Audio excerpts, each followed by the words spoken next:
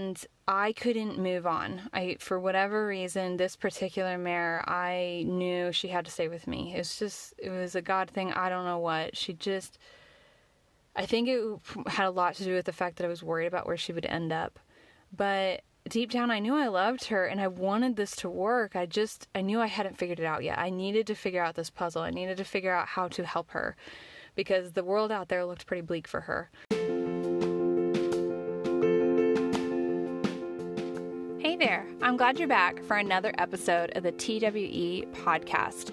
If the audio is a little bit off, I apologize. I'm usually driving in my car when I record these episodes, so I try and keep them as clean as possible, but sometimes I can't help it. Hopefully this episode is really helpful and inspires either questions or just a thought process. And I would love to hear back from you about how this podcast episode or my podcast episodes in general have impacted your life and your relationship with your horse if you feel like you'd like to share. You can always check out more information about The Willing Equine on my website, thewillingequine.com, where I talk about different things on my blog. I share about my social media platforms, and I also offer training services and things like my foundation course, which runs every 3 months. So if you'd like to learn more, head to my website. Otherwise, keep listening, or actually, you know what? Wait till after the episode to check out my website, because I would love for you to listen to this episode, and I'd love to hear back from you on it. So keep listening, and I hope you enjoy.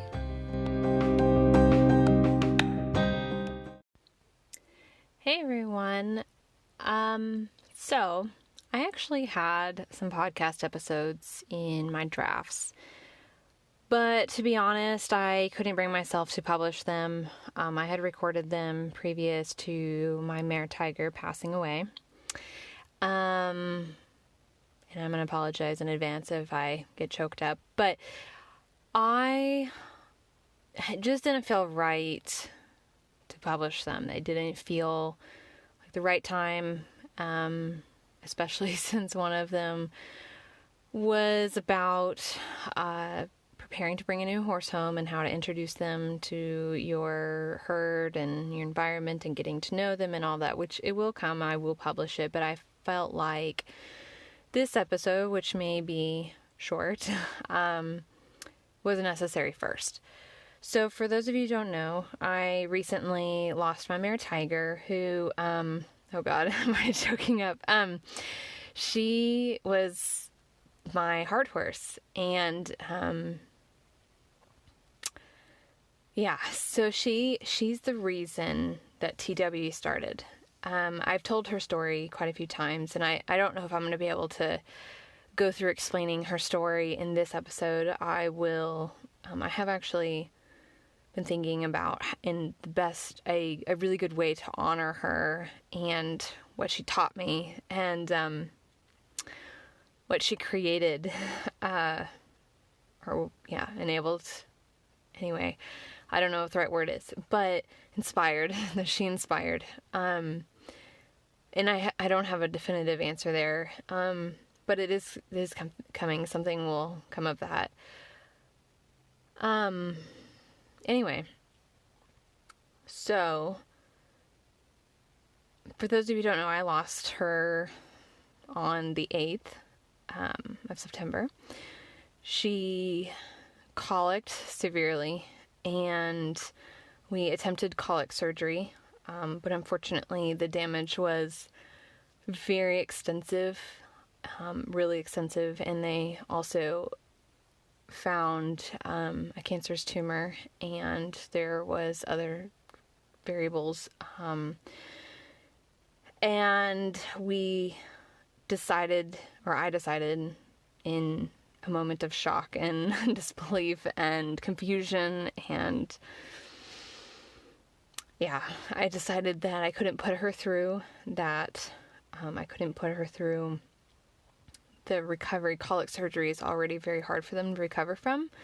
And this particular surgery with the complications was going to be even more serious, and the potential post-operative complications was going to be very probable, for like really extreme and probable.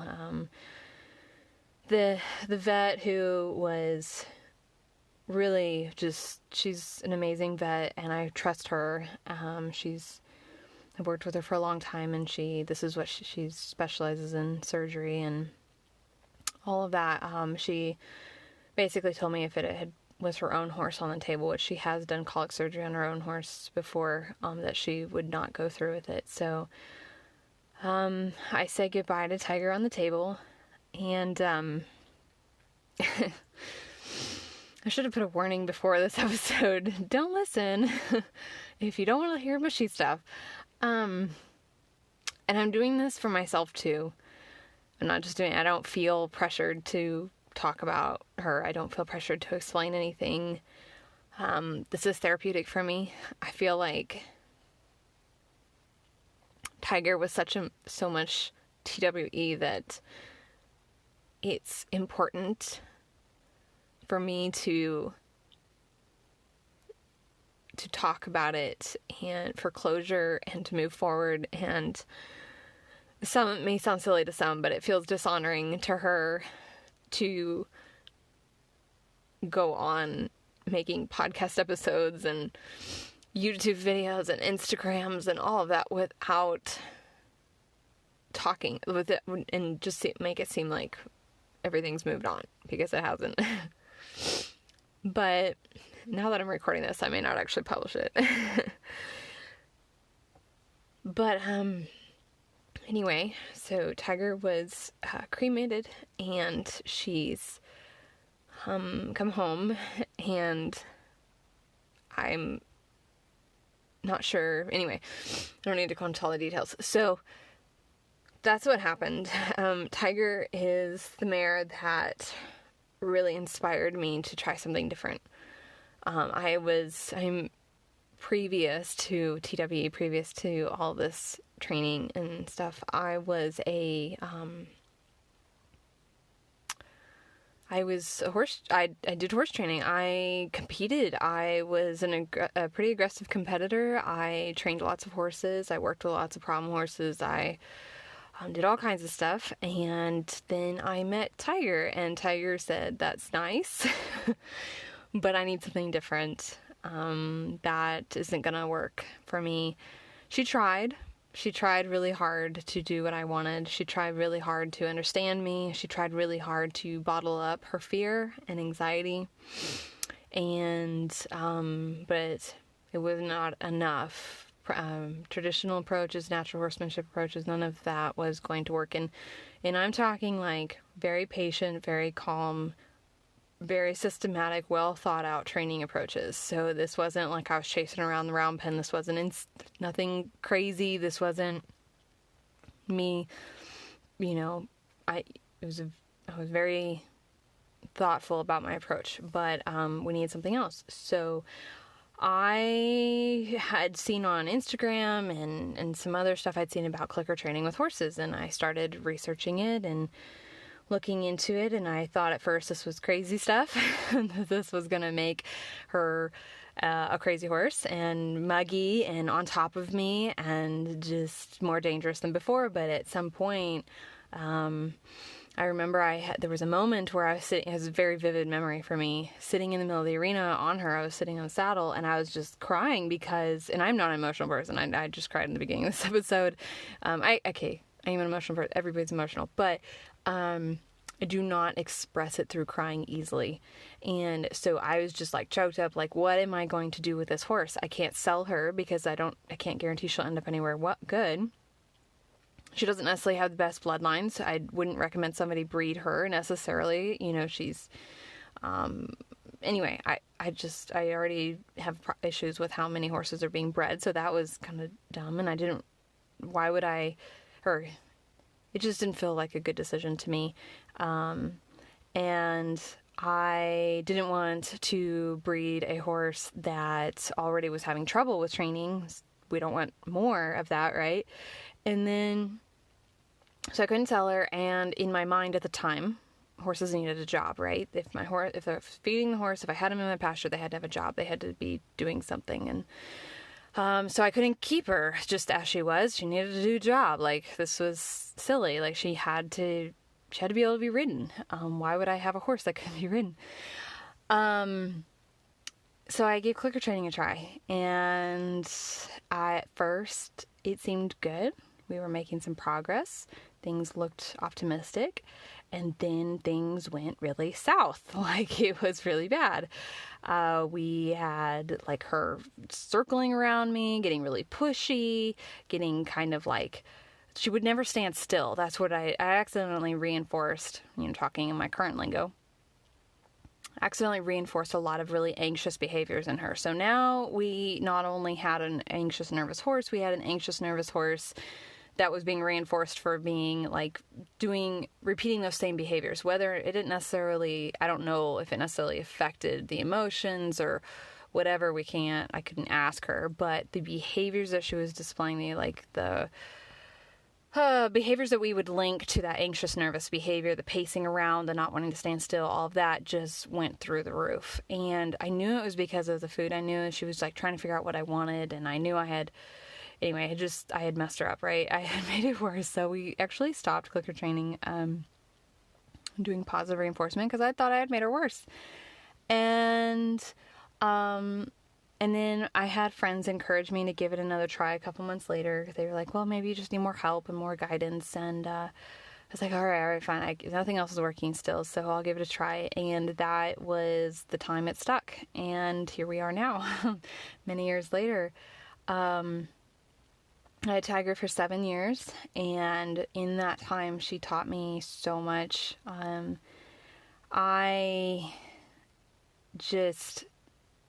Recently I wrote a Instagram post about how conditional our love is for our horses. We talk about loving our horses. We talk about, we love Fluffy or we love Brownie so much, and man, I'll keep him forever and blah, blah, blah. But I can't tell you how many times, and even for myself, that love has come with conditions. It's love, but you have to do X, Y, or Z for me to love you. It's love that has expectations and criteria that the horse must meet. They need to be able to be ridden. They have to behave a certain way. They need to be safe. They need to do what we ask them to do. They need to be able to move homes when we ask them to. They have to be able to go to a show. They have to be able to live in a stall if it's more convenient for us. Like, there's just so many things that we tell our horses they must do, or for our love. And I know it doesn't sound like, that sounds harsh, right? Sounds harsh. But if you really start to analyze and assess what's going on at a deeper level, I really think that's the case. And maybe I'm speaking from personal experience, and this is more of a me problem than the general population, but I have seen it time and time again in other situations too. So no, it's not just me. Where, if the horse isn't able to be ridden, right? It's fearful, it doesn't like being ridden, whatever. We're like, they just don't love their job and they need to go be a pet or whatever. So we loved them until we couldn't ride them. And then we can tell ourselves we still love them. They would be better off at a different home. So we're doing what's best for them. But when we start going down that bunny trail, we just open up a whole can of worms as far as the risk we put our horses in, what will happen when they leave that home, will that home take good care of them? I talk a lot about this in other episodes, why you should keep your horse and let your horse be your teacher. So I won't go into it too far, and I'm not saying there's never a situation where a horse needs to find a new home. There are situations. They're not as common as we want them to be, but there are situations where it is in the horse's best interest and yours for the horse to have a new home. I'm not making a blanket statement. I am not saying 100% this is the case all the time. I'm just talking about a general mentality towards horses where they can't jump 2.6, they can only jump 2.3, they need to move on. Or it's time, we've outgrown this horse, our skill level is different, we need a new teacher, so we move on. The horse is getting too old, has arthritis, we move on. The horse starts behaving in a way that we don't really care for. Maybe they start bolting a little bit, maybe they're really spooky, whatever. They need a different rider, they need a different trainer, they're just not suited to us, whatever. Time and time and time again, we are not the ones that change. We expect our horses to change, or we change horses. And this is something that Tiger drove home for me. I was faced with a decision with her to change myself, change my expectations, or to move on. And regardless of what would happen to her. And I couldn't move on. For whatever reason, this particular mare, I knew she had to stay with me. It was a God thing. I don't know what.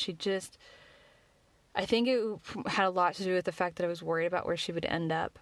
But deep down, I knew I loved her and I wanted this to work. I knew I hadn't figured it out yet. I needed to figure out this puzzle. I needed to figure out how to help her because the world out there looked pretty bleak for her if she left my hands. And this doesn't mean I'm the best horse owner around. It just means I was the one that was willing to learn from her. And not everybody's willing to do that. So I made the decision to change myself. And it didn't happen just once. This is the thing, and that's kind of what I want to talk about in this episode, is it didn't happen just once.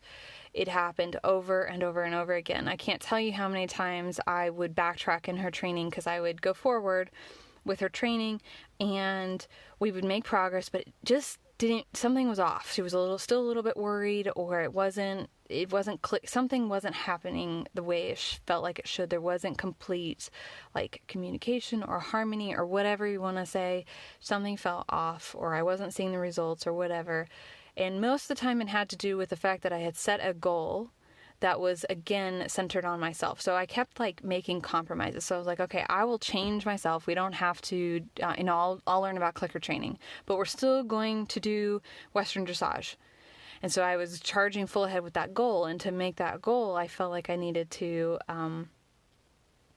utilize a lot of her old training. So mix in her previous negative reinforcement and training with new positive reinforcement. Because if we're going to be able to work on a timeline that I felt was, it served me as far as I wanted to reach this goal, whatever. Then we needed to do that. Starting all over from scratch would just take too long, right? We never competed in Western dressage because we got pretty far, and then she told me again that something wasn't right. And so I had to make the decision. Do I just keep pushing her, or do I change myself again? And I changed myself again. And this time it was, okay, we're starting back over, and we're going to use, I'm not going to have the goal of the Western dressage. We just won't show this time. So we'll just take it slower. That was the kind of the restart. It wasn't a total restart. It was just a step back and okay, don't worry about showing. Maybe she'll never be able to show, but we'll just work towards the Western dressage goal. Spoiler alert, that didn't happen. So she told me again we were getting better, but still wasn't it. And I was like, okay. Each time this was hard. This didn't happen overnight. I just wasn't oh yeah, sure, Tiger, let's do. I was just really? Really? Again? Really? I have to humble myself and be a willing learner and just try something else. And again, we backtracked, and I started using more positive reinforcement, and I started weaning out our traditional goals or our traditional training and restarting a lot of her cues. And then we made a lot of progress again, but I wasn't working. Something wasn't right, and I just hit another barrier, and I had to try again. I had to learn something new, and this time we went tackless. We went tackless, full consent, or even when we had tack on later, it was still consent-based, and that was a big change for us, is when she had the choice to participate or not. Because even though before I was using positive reinforcement, I've talked about this before, there's a difference between positive reinforcement and positive reinforcement with choice and control being the primary, the focus of the training. Because you can use positive reinforcement in a manipulative, forceful way. It is just a scientific approach to learning. It does not inherently mean better or more ethical. So it's all about the way that you utilize it. And anyway, I talk about that more. But this time we went full tilt. I was like, all right, Tiger, I'm putting you, you have the final yes or no for everything from the very beginning, from the scratch, complete scratch. And we were making a lot of progress that way.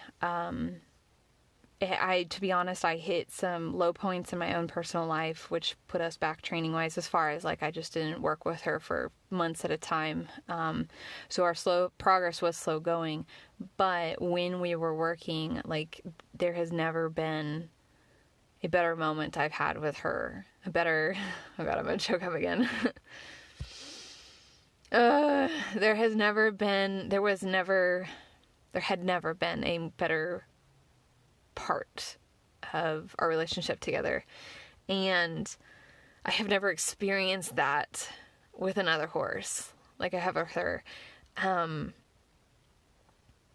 And that's kind of where we ended things. So, oh my God. Okay. So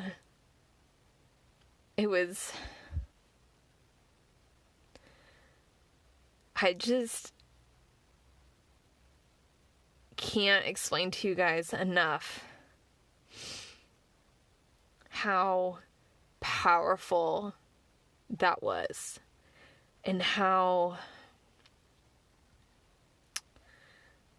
the amount of joy that we experienced during that time, when I had totally let go of my expectations, my goals, my ego-driven decisions, and my timelines, and my need to control the situation, when I had given up control of the outcome and handed that choice over to her. And I still had shaping plans. I still had training plans. We were still moving forward. It wasn't like this total release of like, we never had any goals. And it was never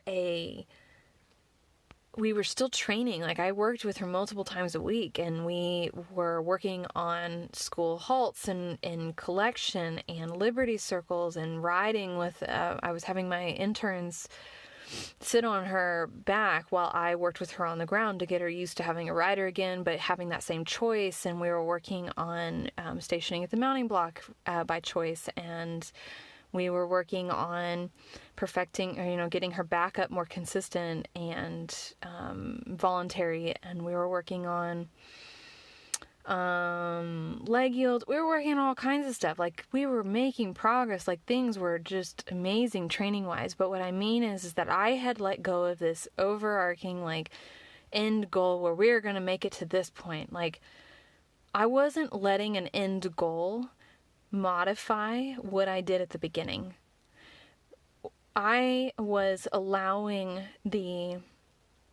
where we were right then, and my priorities in my training, and the beginning of our training, and this day-by-day decisions I was making, modify the end goal. So it's like a different way of looking at the whole picture. I think a lot of times we set out with this goal, like, I want to ride, and I will make the training decisions that get me to that goal, right? Which is fine. But I think it can get us in trouble if we get too focused on that end goal and we forget about the training standards we want to have, and we forget about the individual horse and what they need. So instead, I guess a better even way to explain it was that my goal changed. My goal was no longer about riding her. My goal was no longer about doing Western dressage. My goal was no longer about anything other than our relationship. Like, honestly, it didn't matter if I was teaching her to touch a cone, if I was taking her out on a walk, if I was sitting on her back, or I was working on a school halt. It did not matter. What mattered to me the most, the goal that I had for us, was that it was in harmony and we were communicating, and I never took her choice away from her. That was my goal. And I wasn't perfect.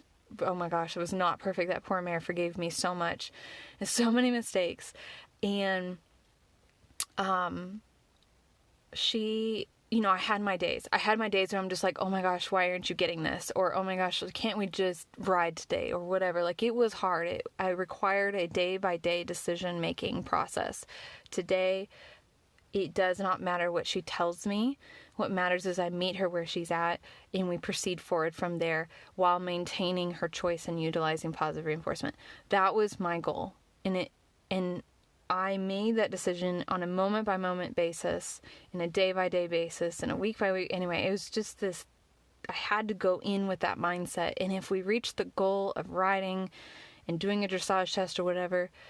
Amazing. Like, that was fun. Like, I would have loved that, but, you know, our time got cut short. But I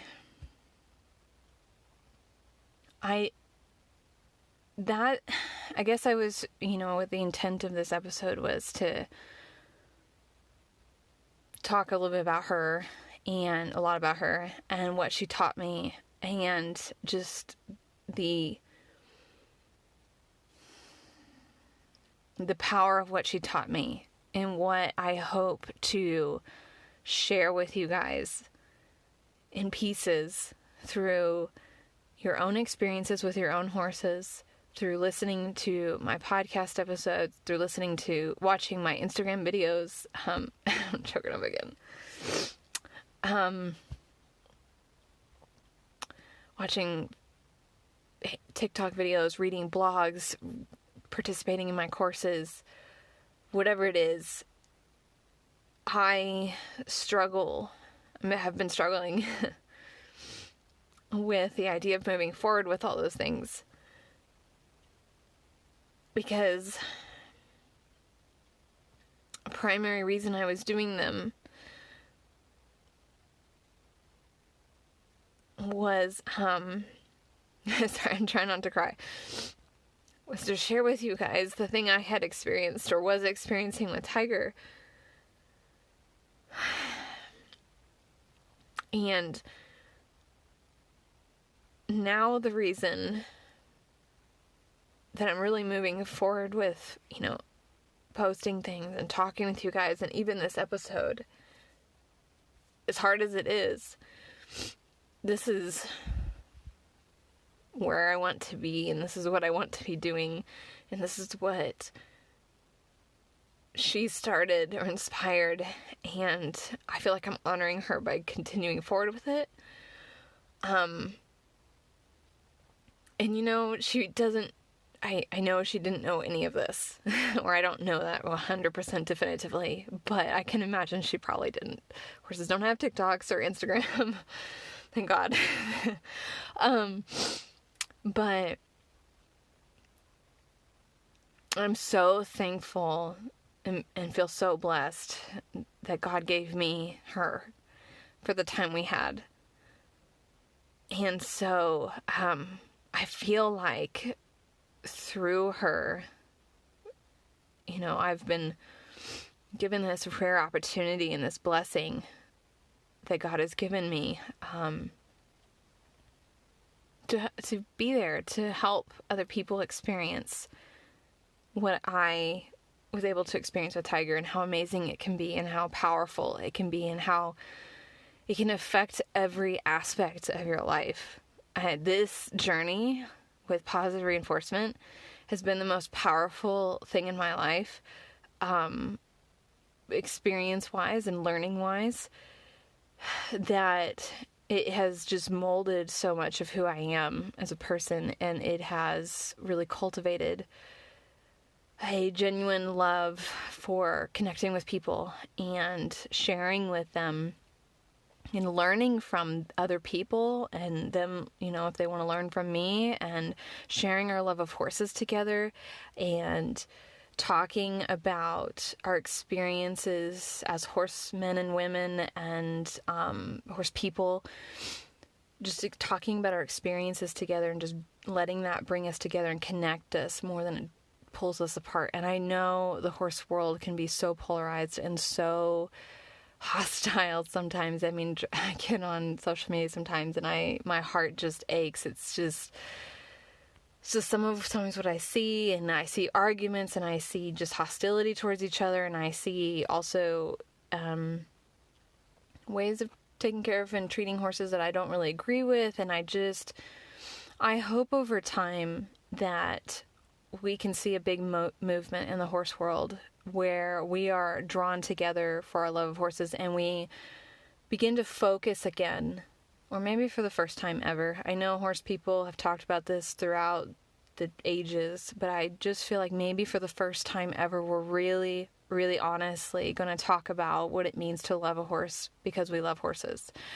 To be there for the horse, regardless of whether they can meet a certain expectation we have or not. When your senior horse can't be ridden anymore, do they get to stay in the home that has loved them their whole life, supposedly? You know what I mean? And then the pony that was cherished by the kids, and now they've outgrown him, what happens to him? And the horse that is trying to communicate to you that his saddle doesn't fit, what happens to that horse that we said we loved? You know, I just hope that in some small way, continuing to share these things that Tiger has taught me, that she has inspired and shared with you guys through my content and, you know, just the whole collective,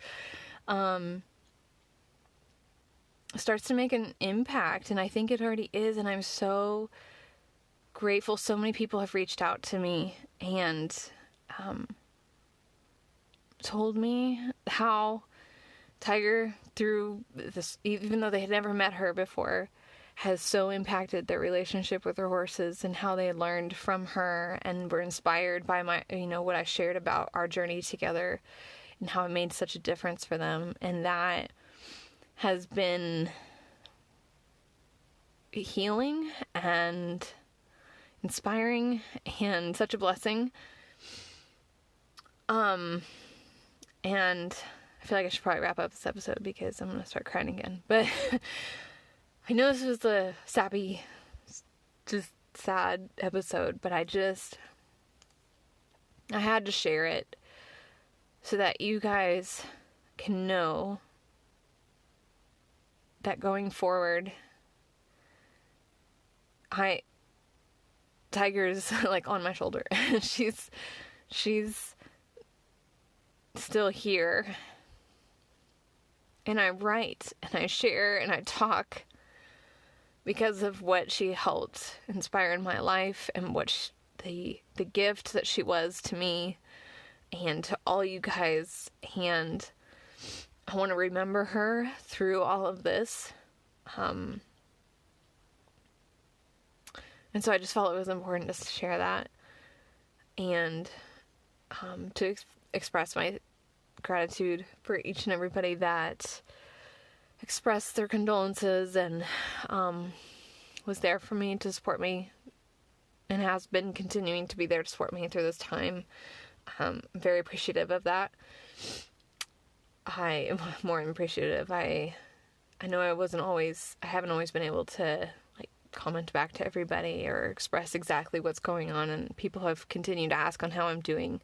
And I know I'm sobbing a lot in this episode, but I am doing better. There are rough days, there are rough mornings. Getting up and going to the barn in the morning has been rough, knowing that she's not going to be there.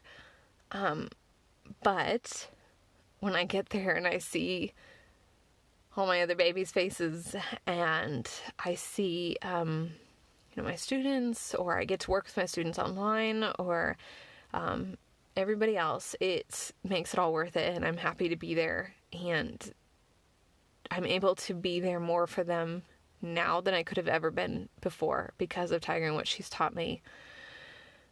So that's pretty much it. Oh, so I am actually doing better. Like I said, the morning's a little rough. Sometimes the nights are a little rough, like I'm recording right now. I needed to get this off my chest. But in general, I've been able to remember the positives and think about how much she taught me, like now, and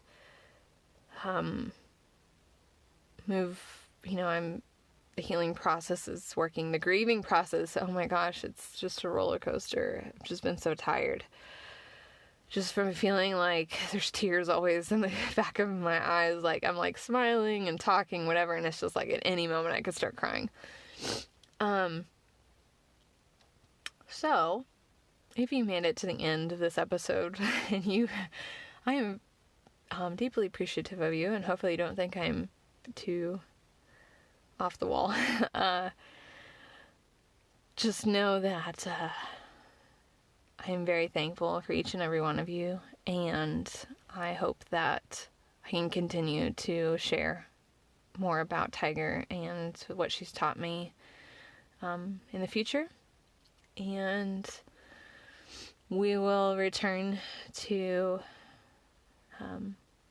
more or episodes that are a little bit more topic based about horse training and stuff, although I'm sure there will be stuff riddled in about her all the time, as she'll always be on my mind. But anyway, I appreciate you guys for listening to this episode, and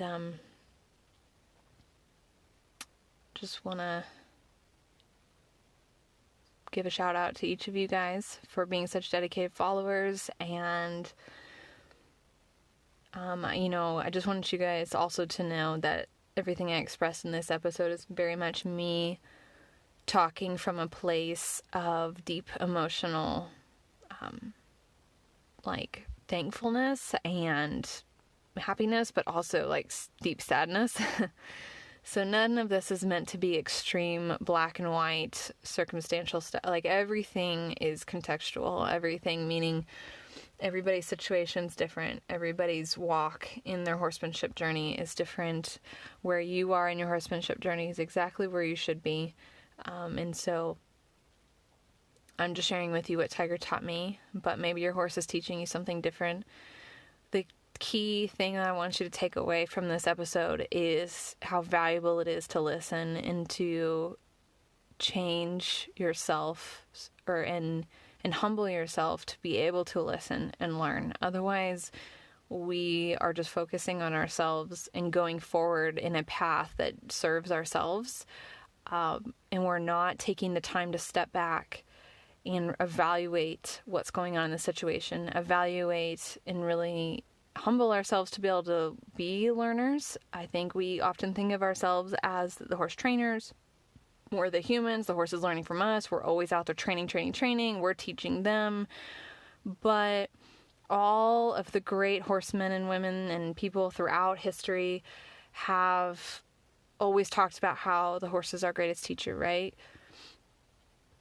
But too often I think we say that and don't actually allow them to be that. And that's what I really feel like Tiger has taught me, and I hope to teach or to inspire in others, is to allow your horse to be your teacher. It's going to be hard.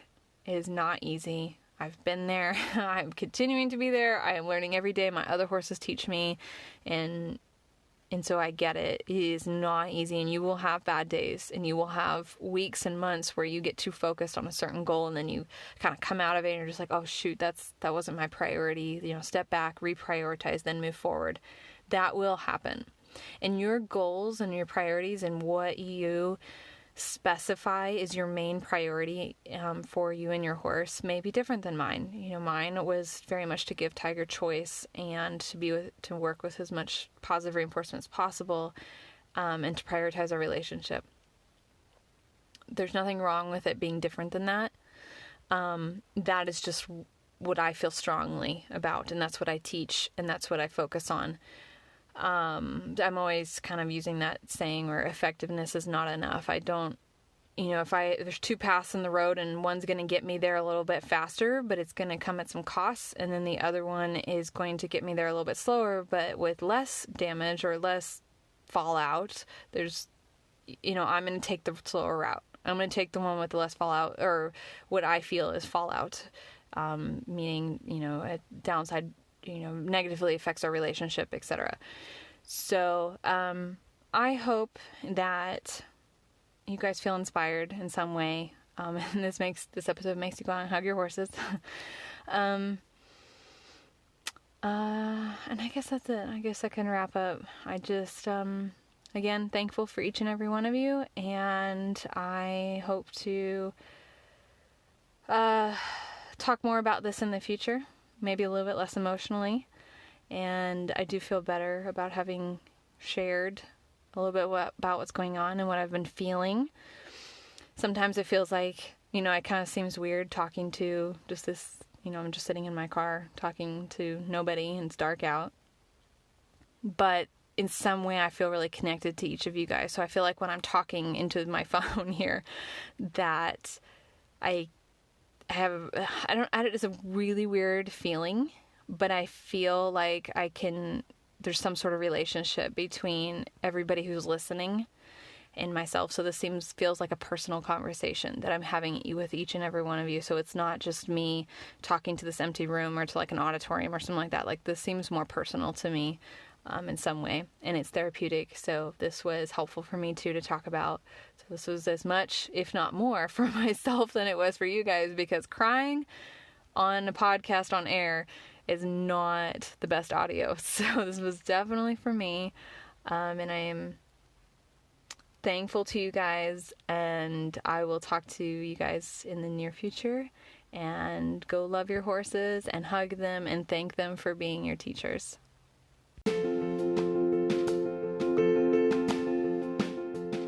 Thanks so much for listening. If you'd like to find out more, head to my website, thewillingequine.com. On there, I have a really extensive blog. I'm a very prolific writer.